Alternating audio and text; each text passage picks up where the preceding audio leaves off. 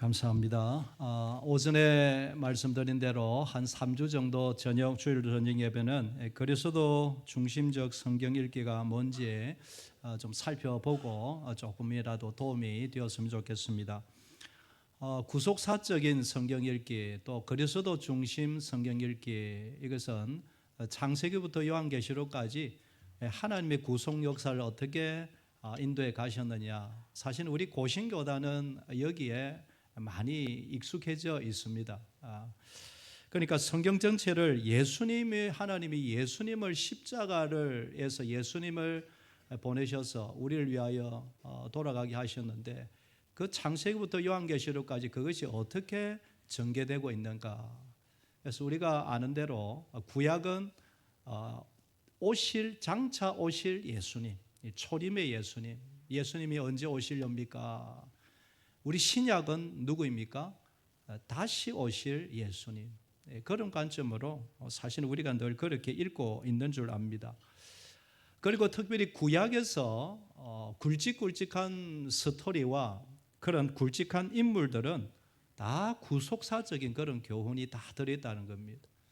그래서 저도 그렇고 사실은 윤리적인 설교가 사실은 편하고 싶습니다. 이것 배웁시다, 저것 배웁시다. 그것도 필요하지만 이 사건과 이 스토리가 구속사적인 맥락에서 어떤 교훈이 있느냐, 그걸 찾는 게 사실은 바른 자세다 할 것입니다. 여러분, 아담과 예수님을 보면 아담은 첫 아담이죠. 그리고 예수님을 둘째 아담, 꼭 두 번째다 이런 뜻보다도 다시 오실 완전하신 아담으로 오셨죠. 로마서 14장에 보면 중요한 단어가 하나 나오는데, 그러나 아담으로부터 모세까지 아담의 범죄와 같은 죄를 짓지 아니한 자들까지도 사망이 왕노릇하나니 아담은 오실 자의 뭐라고 합니까? 모형이라. 모형이라는 단어를 우리가 눈여겨봐야 합니다. 옛날 성개역 한글에는 표상이라, 또 우리가 신학적으로는 예표라, 또 그림자라. 그러니까 아담은 장차 오실 초림의 주 예수님의 모형이라, 표상이라, 예표라, 그림자다. 그렇게 분명히 사도 바울이 말하고 있는 것입니다. 그런 의미에서 노아도 누구를 나타내는 모형입니까? 예수님을 나타내는 모형이고, 아브라함도 마찬가지고, 모세도 마찬가지고, 다윗도 마찬가지입니다. 그러니까 차이가 뭡니까? 그들은 불완전했습니다. 완전한 사람이 없었습니다. 그래서 완전한 진짜 구주 메시아 예수님을 기다리게 하는 그들은 모형이었다. 그래서 모든 사건, 굵직굵직한 인물들 볼 때마다 예수님을 생각하며 이것이 예수님과 어떻게 연결이 되느냐, 구속사적인 관점에서 볼 수 있어야 된다라는 것이죠. 여러분, 초대교회 조금만 이렇게 학문적으로 보면 초대교회 이후에 신실한 사도들이 이제 지나간 이후에 교부들이 있었습니다. 신실한 교부들이 있었습니다. 이 교부라는 것은 사도들이 지난 이후에 교회의 영적인 아버지 같은 분들이다. 그래서 교부 그렇게 부르는데, 그중에 이레나이우스라는 사람이 2세기에 있었던 분이죠. 이렇게 했습니다. 성경을 해석할 때, 성경을 볼 때에 그리스도의 공로를 통한 구원을, 그러니까 구속 역사죠. 쉽게 말하면 그리스도의 공로를 통한 그 구원, 그 구속 역사를 창조에서부터 종말에 이르기까지 밝히는 과정이다. 그렇게 말을 합니다. 알렉산드리아의 출신의 클레멘스라는 교부가 있는데, 이분도 2세기, 3세기 있었던 분인데, 모든 계시가 그리스도를 통해서 주어졌다면 당연히 계시는 그리스도 중심으로 해석되어야 된다. 굵직한 교부들이 이렇게 본 것입니다. 무엇보다도 사람의 말보다 가장 중요한 것은 예수님이 직접 자신을 설명을 하셨습니다. 요한복음 5장 39절 우리 다 같이 한번 읽어볼까요? 시작. 너희가 영에서 영생을 얻는 줄 생각하고 성경을 연구하거니와 이 성경이 곧 내게 대하여 증언하는 것이라. 예수님이 직접 말씀하셨죠. 여기에서 말하는 성경은 신약 성경은 그때는 없었죠. 그러니까 창세기부터 말라기까지 이 모든 39권의 성경은, 이 구약 성경은 나 메시아, 그리스도, 나에 대해서 증언하는 것이다. 또 5장 46절에 오늘 본문이죠. 오늘 본문에서 모세를 믿었더라면 또 나를 믿었으리니 이는 그가 누구에 대하여? 내게 대하여. 여러분, 모세는 성경을 몇 권 적었습니까? 5권 적었죠. 모세오경. 그 중요한 모세오경은 누구에 대해서 기록하였다? 내게 대해서 기록했다.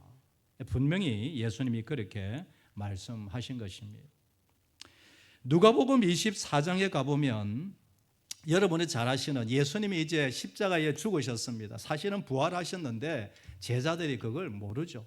그냥 죽으신 십자가에 돌아가신 예수님만, 무덤에 묻히신 예수님만 생각하고 실망하여 엠마오로 두 제자가 터벅터벅 아마 고개를 푹 숙이고 그냥 낙심하여 고향으로 내려가고 있었습니다. 그때 누가 나타나십니까?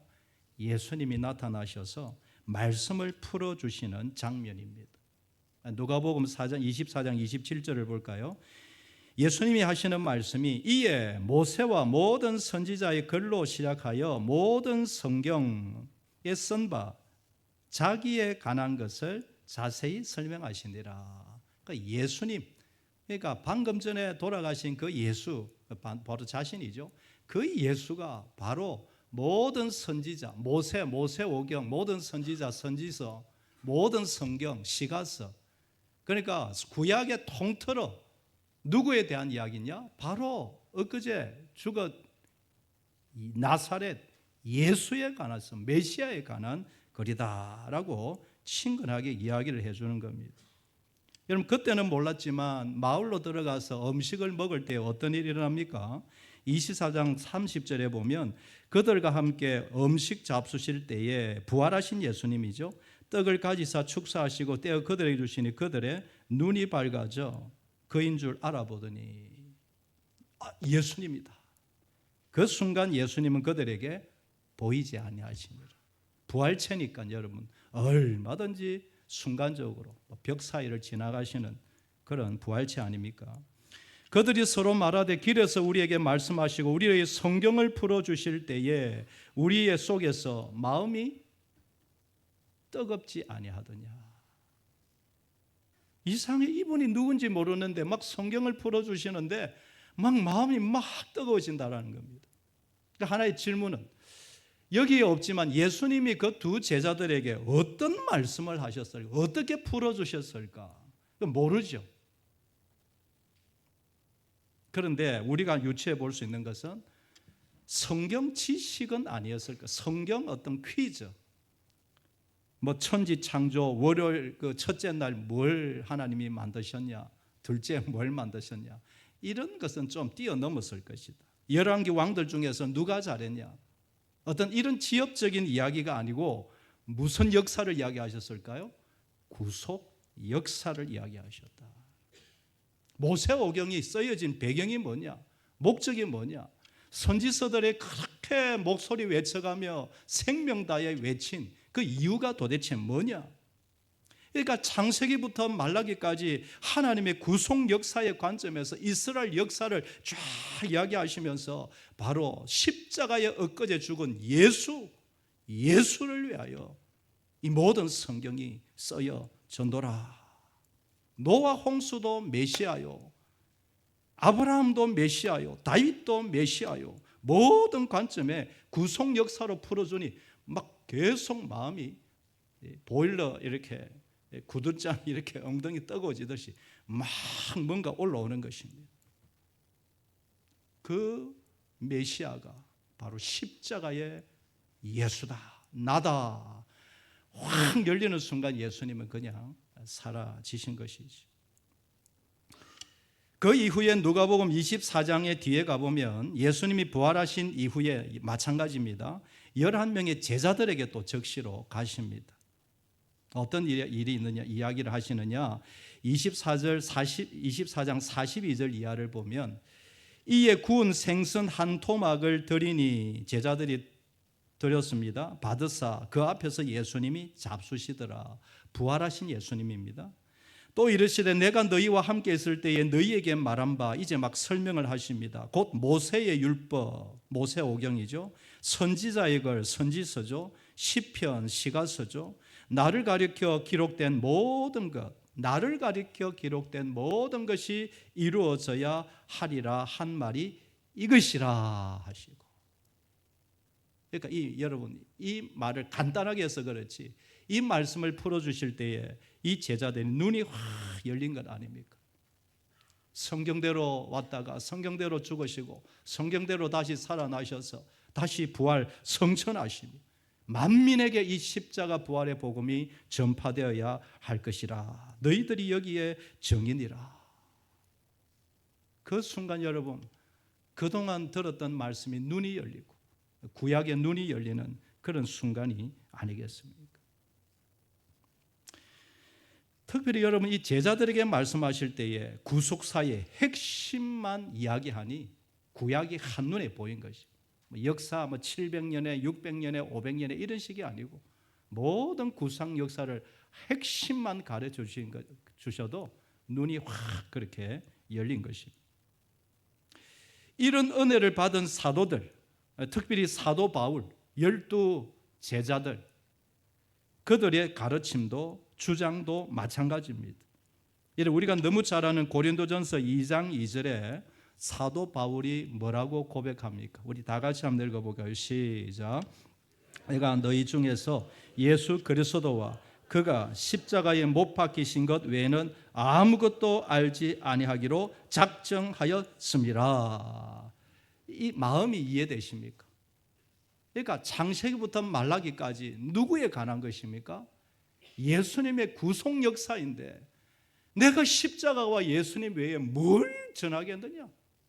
모세를 자랑하겠느냐? 아브라함을 자랑하겠느냐? 다윗을 자랑하겠느냐? 내가 예수님 십자가와 부활, 다시 오실 예수님 외에는 다른 것 아무것도 전하지 아니하겠노라. 이 강조하는 것이죠. 사도 바울의 그 심령이 이해되지 않습니다. 예수님을 만나니 눈이 확 열린 것입니다. 아하, 내가 이거 잘못 짚고 있었구나. 결국 메시아구나. 눈이 확 열린 것입니다. 여러분, 제가 고등학교 때 공부를 잘 못해서 재수를 했습니다. 재수를 해서 이제 부산 학원에 재수를 이제 하러 공부를 하러 갔는데, 영어를 고3 때도 고등학교 3학년 때 하고 중학교 3학년 하고 이제 6년을 했는데도 이게 뭔가 이제 꽉 막혀 있는 부분이 사실은 있죠. 그래서 어떤 사람들 성문법을 책을 옛날에 막 달달달 외우고 그래 했는데, 제가 부산 학원에 딱 가서 한 달 만에, 이런 표현이 좀 그렇습니다. 눈이 확 열리더라고요. 5가지 오형식, 그 5가지 문장이 눈에 확 들어오고, 그분이 첫 수업 시간에 지금도 기억납니다. 땅땅하신 분인데 다리가 좀 이렇게 불편하시고 쩔룩쩔룩하는 분인데, 그분이 이것만 찾으면 눈이 열린다. 뭐냐? 주어 동사만 찾으면 끝이다. 그래서 나는 처음에는 저 거짓말이다 이렇게 생각했어요. 근데 실제로 주어 동사만 찾으니까 문장이 진짜 끝이라고 할 말 하더라고요. 제가 지금 무슨 말씀 드리냐, 6년 동안 배웠는데 야, 내가 이걸 왜 모았을까? 한 달 만에 그게 눈에 확 들어오더라고요. 여러분, 사도 바울이 얼마나 공부를 많이 한 분입니까? 창세기부터 말라기까지 완전히 머리에 깨고 머리도 좋았을 겁니다. 그런데 예수님이 한번 말씀을 열어주시니 눈이 확 열린 것입니다. 그래서 여러분, 다른 성경 필요 없다 이런 뜻이 아니고 오직 누구만 전하겠노라? 예수님만 전하겠노라. 그냥 감격해서 눈이 확 그냥 열린 것입니다.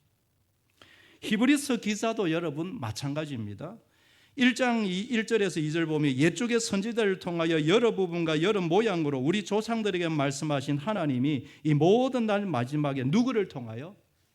아들을 통하여 여러 부분, 여러 모양, 모세오경과 역사서와 모든 시가서와 성문서, 이 모든 것들이 누구를 통하여? 아들을 통하여 우리에게 말씀하셨다. 모든 것이 예수에게로 집중이 되더라라는 것이. 여러분, 그래서 우리가 늘 그렇게 읽으시겠지만 모든 성경은 구속사적으로 예수님이 어떤 일을 하셨느냐, 이런 관점으로 보게 되기를 바랍니다. 여러분, 그러나 여기서 조심할 것은 그리스도 중심적으로 읽는다고 해서 그리스도 이론적으로 읽어서는 안 됩니다. 이 말이 좀 그런데요, 그리스도 중심으로 읽지만 그리스도만 또 찾는 것은 잘못된 것입니다. 성경에 예수님만 있습니까? 그렇지 않죠. 성부 하나님도 계십니다. 할렐루야. 성령 하나님도 계십니다. 그러니까 성자 예수님을 중심으로 성부께서 하신 일, 성령께서 하신 일 골고루 봐야 하는 것이. 여러분, 이 표현을 오해하지 마시고 들으십시오. 전도가 중요하지만 교회는 전도만 말해서는 안 되는 것이지. 성령이 중요하지만 성령만 이야기해서는 또 다른 문제가 있어요. 좋은 점도 있지만 또 다른 문제가 생겨나지. 선교가 중요하지만 선교만 강조한다면 선교 단체이지. 균형과 형평성이 필요한 것입니다. 조금 어려운 말, 우리 크리스토퍼 라이트라는 조금 신학자가 한 어려운 말인데 제가 한번 읽어보겠습니다.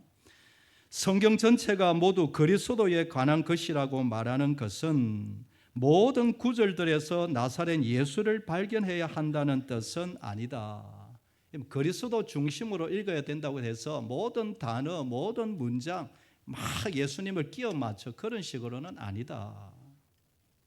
오히려 예수와 그의 사역이 구약과 신약 전체의 의미를 우리에게 명확히 알려주는 해석학적인 중심 열쇠가 되어야 된다. 아브라함의 사건에서 예수님과 어떻게 연결이 되나, 이런 중심 열쇠로 봐야 되지, 모든 단어, 모든 문장 예수님과 끼워 맞추려 하면 오히려 더 큰 문제가 생긴다, 이 말인 것입니다. 또 기억해야 할 것은 성경이 교훈하는 교훈의 기준을 좀 바로 잡으면 좋겠다라는 것입니다. 여러분, 사람이 먼저가 아니라 누가 중심입니까? 하나님이 중심이다. 그래서 성경을 볼 때 큐티할 때 제일 기본이 하나님은 어떤 분이시냐, 다윗이 아니고 하나님이 다윗을 어떻게 하셨느냐, 그리스도의 이론이 아니라 그리스도의 중심적이 되어야 된다. 윤리, 도덕, 율법이 중요하지만 그것이 먼저가 아니라 뭐가 먼저가 되어야 된다? 하나님의 은혜가 먼저다. 윤리, 도덕은 얼마든지 그 다음에 찾을 수 있고 하나님의 은혜, 하나님의 구속 역사가 중요하다, 이것입니다. 여러분, 그러면 이렇게 설명을 쭉 들었는데 한번 신뢰를 한번 들어보겠습니다. 우리 성도님도 아마 다 알고 계시는 것인데도 한번 정리를 해보겠습니다. 여러분, 다윗과 골리앗, 우리가 어릴 때부터 모르는 사람이 없을 것입니다.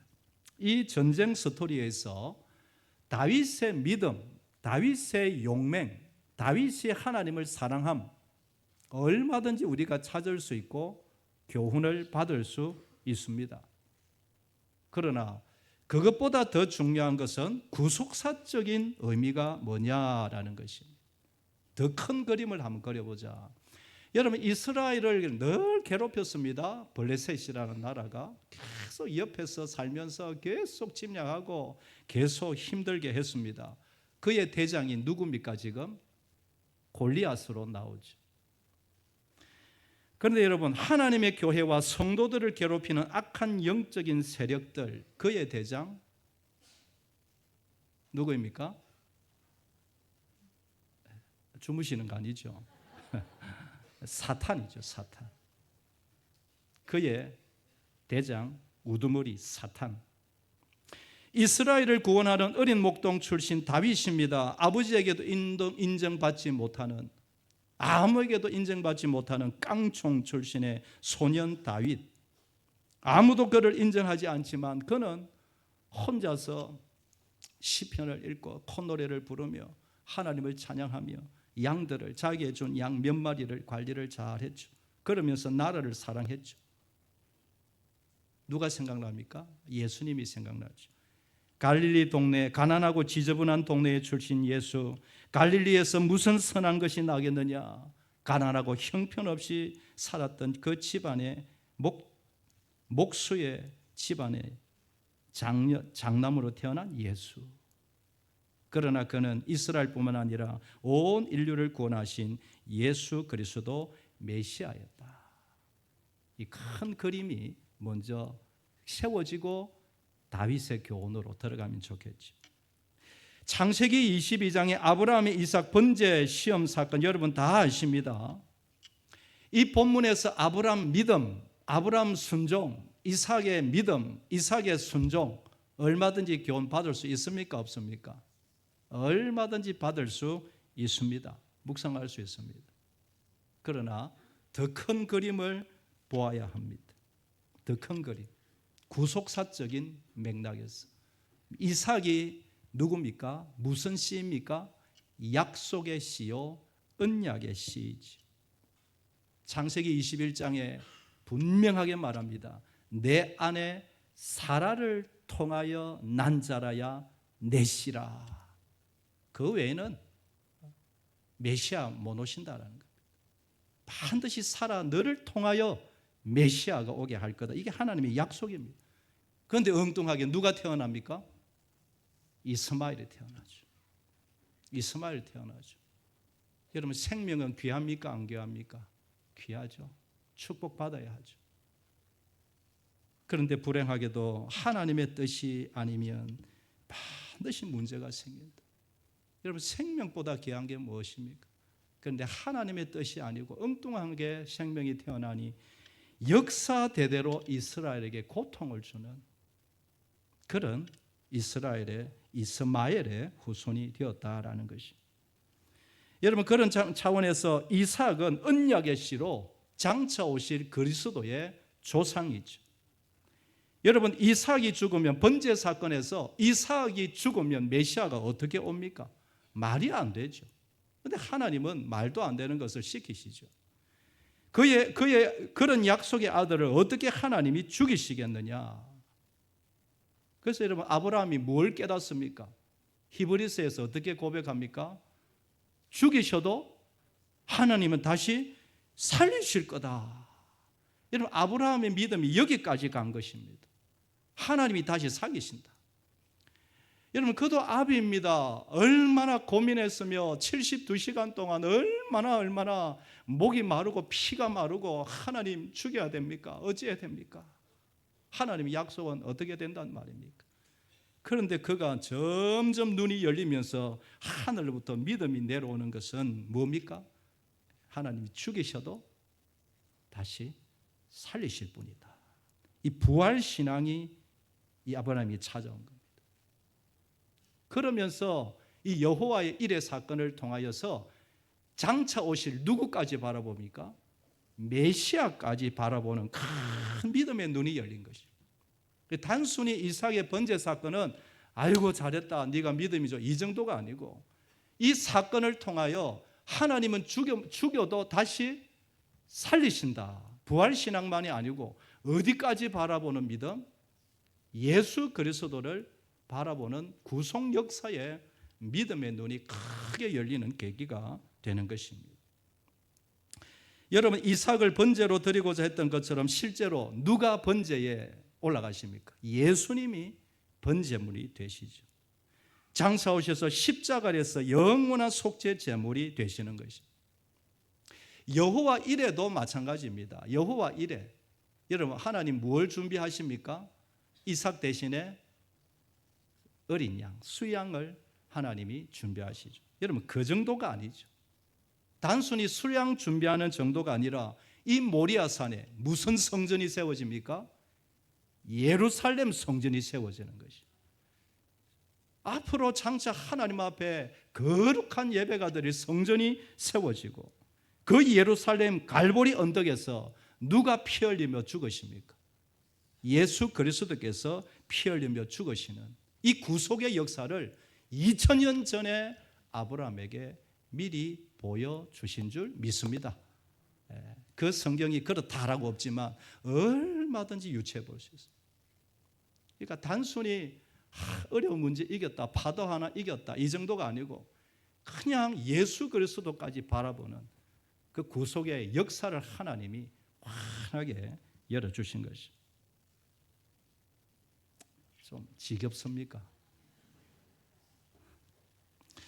한 가지만, 창세기 6장에서 10장까지 보면 노아 사건이 나오는데, 홍수 사건이 나오는데, 이 노아에 관한 성경은 5장 정도가 됩니다. 그러니까 이게 작은 사건이 아니다라는 거죠. 엄청난 사건이, 실제로 엄청난 사건이죠. 노아 홍수 사건에 대해서 길게 나오는데 이렇게 길게 차지하는 분명한 목적이 있고 중요하기 때문이죠. 여러분, 노아 몇 세 때 홍수가 일어납니까? 600살 때 일어나죠. 홍수가 끝난 이후에 하나님이 무슨 언약을 주십니까? 빨주노초 파남보 무지개 언약을 주십니다. 다시는 물로 이런 큰 심판하지 않겠다. 여러분, 이걸 보면 노아가 그야말로 아담의 제2의 아담이다라는 것을 볼 수가 있습니다. 아담에게 하셨던 비슷한 언약을 그대로 주십니다. 이러면 창세기 9장에 가보면 이제 노아 홍수 사건 일어난 이후에 땅이 착륙했습니다. 그때 하나님이 어떻게 하시느냐? 9장 7절에 보면 너희는 생육하고 번성하며 땅에 가득하여 그 중에서 뭐하라?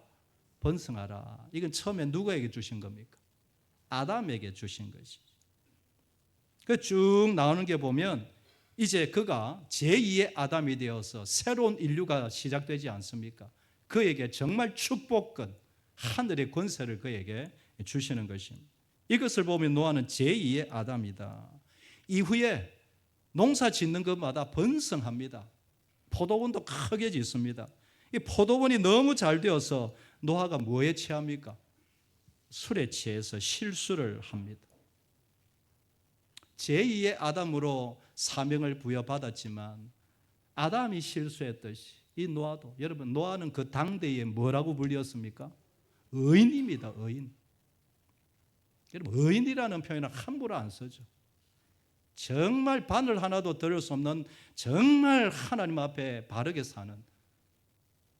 그런데 여러분, 너무 번성하니까 그도 술에 취합니다. 이런 아버지의 실수를 보고 두 부류로 나뉘죠. 세 아들이 있는데 이 아버지의 하체를, 부끄러움을 덮어주려는 아들이 있는가 하면 그것을 그냥 나와가지고 막 비아냥거리며 말하는 아들도 있습니다. 이 문제도 윤리적으로 먼저 볼 문제가 아니다. 우리도 셈과 야벳처럼 우리 아버지의 허물을, 부모의 허물을 덮어주고 존경하는 그런 사람 됩시다. 절대 함과 같은 사람 되지 맙시다. 여러분, 설교는 할 수는 있겠지만 그게 사실은 중요한 핵심이 아니다. 온 땅에 멸망하는 중에 하나님의 은혜로 기적으로 살아난 노아, 당대의 의인으로 부름받은 그 거룩한 노아도 뭐 할 수 있다? 실수할 수가 있고 추한 모습 볼 수 있다.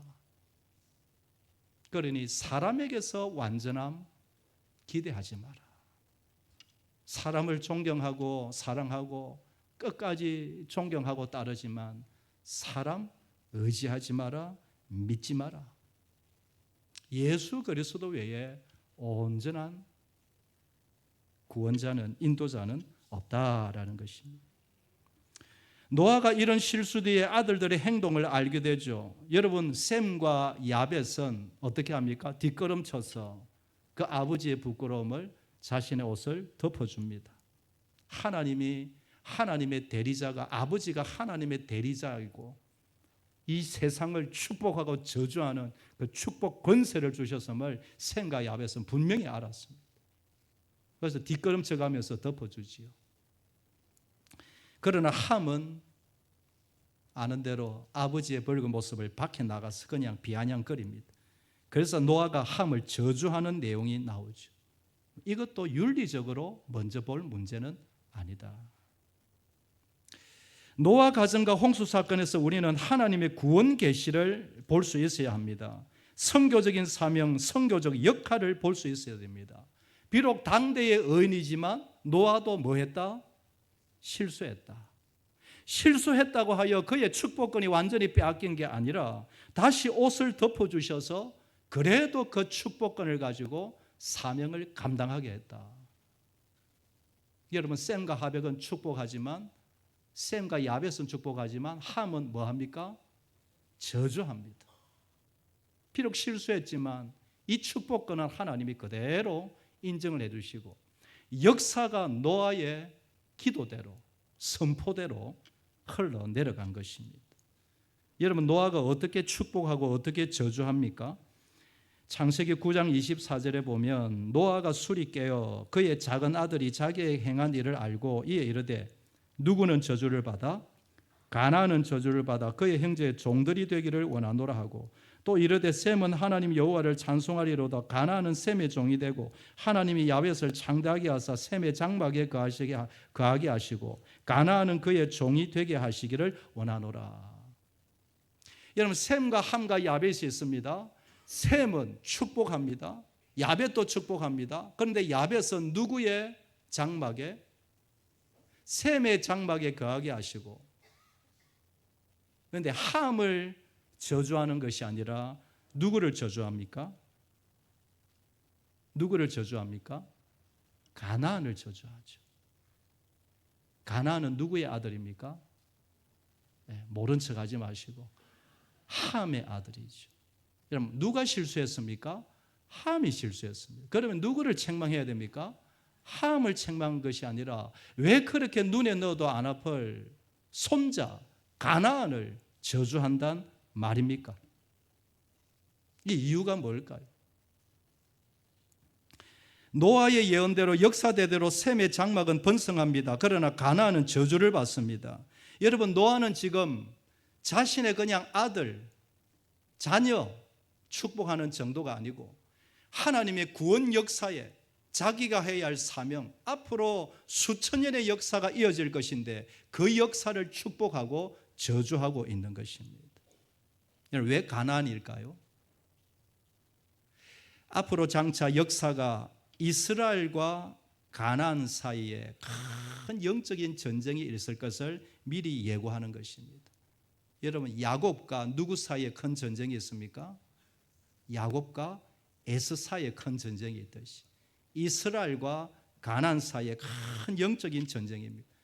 그래서 여러분, 함의 후손, 가나안의 후손, 이 함의 후손이 가나안, 애굽, 블레셋, 아수르, 바벨론 다 누구를 대적합니까? 따라오고 계시죠? 이스라엘을 대적하는 것이. 그러니까 왜 가나안을 저주했습니까? 장차 역사대대로 누구를 계속 공격합니까? 이들이 이스라엘을 공격하죠. 이 애굽, 블레셋, 아수르, 바벨론 이들을 하나님께서 노아를 통하여 미리 저주하시고 심판하시는 것이. 그러므로 노아는 그냥 아들들을 축복하고 저주한 것이 아니고 하나님의 구속 역사의 그 뜻을 온전히 알고 역사를 향하여 지금 선포하고 저주하고 축복을 하는 것입니다. 여러분, 셈과 야벳도 마찬가지입니다. 셈이 하나님의 복을 받았습니다. 야벳은 누구의 장막에 거합니까? 셈의 장막에 거합니다. 여러분, 노아의 축복을 받은 셈의 후손으로 장차 누가 오십니까? 예수님이 오십니다. 그러나 셈의 후손만 복을 받은 것이 아니고 야벳의 후손들도 복을 받는다라는 것입니다. 그러니까 셈, 택한 자들, 예수 그리스도, 유다 민족, 12지파, 택한 백성만 구원받는 것이 아니고 야벳의 족속도 후손들도 구원을 열어주셨다. 여러분, 이 말씀이 신약에 와서 사도 바울을 통하여 성취됩니다. 바울이 전도하여 유럽의 첫 교회를 세웠습니다. 어느 교회입니까? 빌립보 교회이죠. 빌립보 교회 사람들이, 빌립보 사람들이 누구의 후손일까요? 야벳의 후손. 유럽이 야곱의 후손, 야벳의 후손인 것이. 야벳의 뜻이 재미있습니다. 확장이라는 뜻이죠.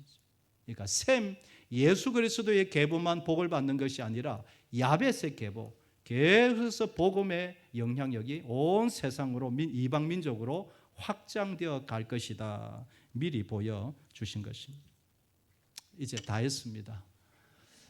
그래서 여러분, 노아 사건이든 다윗 사건이든 무슨 사건이든, 그래서 윤리를 찾고 도덕을 찾고 율법도 찾을 수 있겠지만 누구를 발견하자? 예수님 발견하자. 역사, 수천 년의 역사 동안 하나님이 어떻게 예수님을 우리에게 보여주셨느냐. 그래서 성경을 읽을 때마다 이런 은혜가 저와 여러분에게 넘치기를 주의 이름으로 축원합니다. 한 가지만 딱 기억하면 좋겠습니다. 어거스틴이 한 말인데요. 신약은 구약에 숨겨져 있고 구약은 신약에서 드러난다. 한번 읽어볼까요? 신약은 구약에 숨겨져 있고 구약은 신약에서 드러난다. 예, 이게 제가 제일 중요한 문장이 아닌가 합니다. 그러니까 신약은 구약에 숨겨져 있고 구약은 신약에서 드러난다. 말씀에 저만 아니고 우리 모두가 말씀의 재미에 빠지는 한 해 되기를 진심으로 소망합니다. 기도하겠습니다. 하나님